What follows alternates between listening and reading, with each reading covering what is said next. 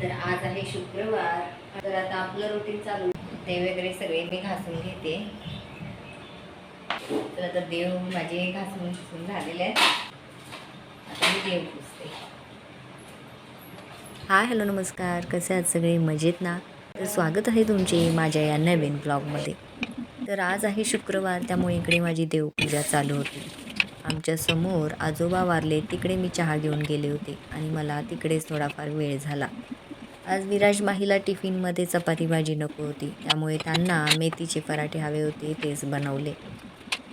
देवासमोर पूजा करायला बसले असता अर्धा तास कसा निघून जातो समजत देखील नाही. मन अगदी प्रसन्न होते. देवपूजा झाली, रांगोळी वगैरे काढली, देवाला नैवेद्य दाखवला आणि मी विराज आणि माहीचे टिफिन पॅक करायला गेले. त्यांना देखील स्कूलला जायला वेळ होत होता, त्यामुळे त्यांची तयारी देखील अगदी घाई गडबडीने केली.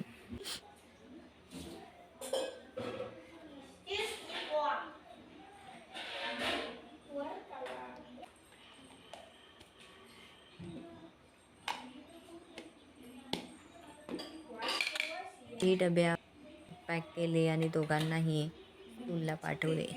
विराज पुढे निघाला. माहीला सुट्टे पैसे हवे होते, त्यामुळे माही काकींच्या दुकानात गेली होती. थोड्या वेळाने ही झाडांची गाडी आली होती. छान सुंदर सुंदर इनडोअर आउटडोअर प्लांट्स इथे होते. त्यातले काही मी घेतले सुद्धा.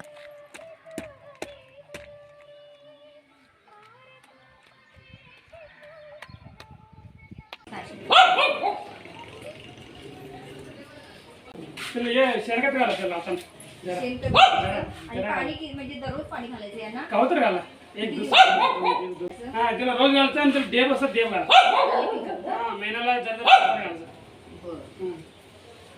जरा तुला रोज उत्पन्न त्याला दररोज लागतं ना. आज बनवते पनीर.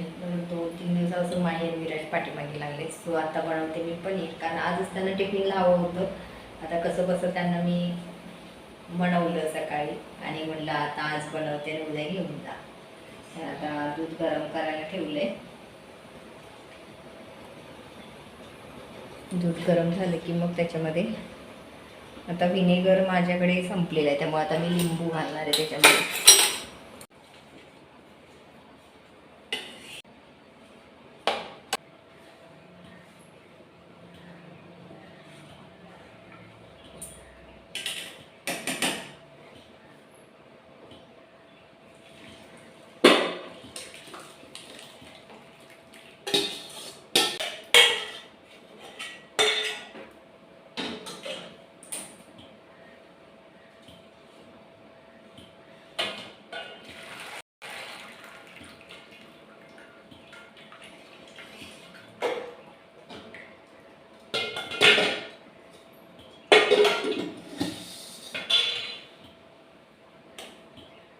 आता मी लिंबू टाकला होता.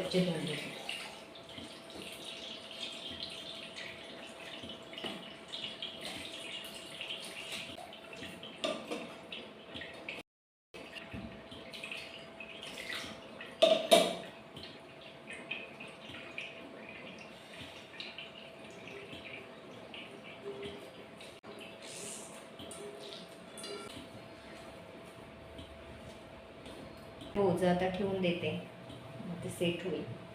आज लवकरच माझे कपडे धुवून झाली होती, पण तिकडे जायच्या गडबडीत मी सुकट टाकायचीच विसरले. घरातील सर्व कामे आवरली. यांचे आजोबा वारले, त्यांच्या घरी त्यांना जेवण वाढण्यासाठी मला जायचे होते, त्यामुळे मी गडबडीने तिकडे गेले. आणि तिकडून आल्यानंतर आय थिंक मला वाटते 2 वाजता काहीतरी मी कपडे हुंडामध्ये टाकले.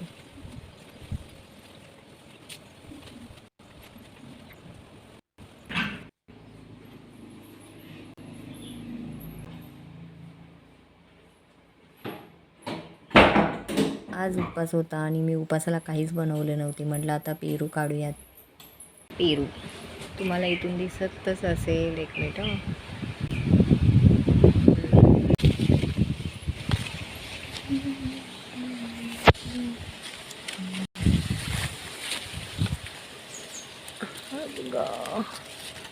हवा किती मोठा पेरू लागलाय आणि आय लाईक इट. मला खूप आवडतो पेरू खायला.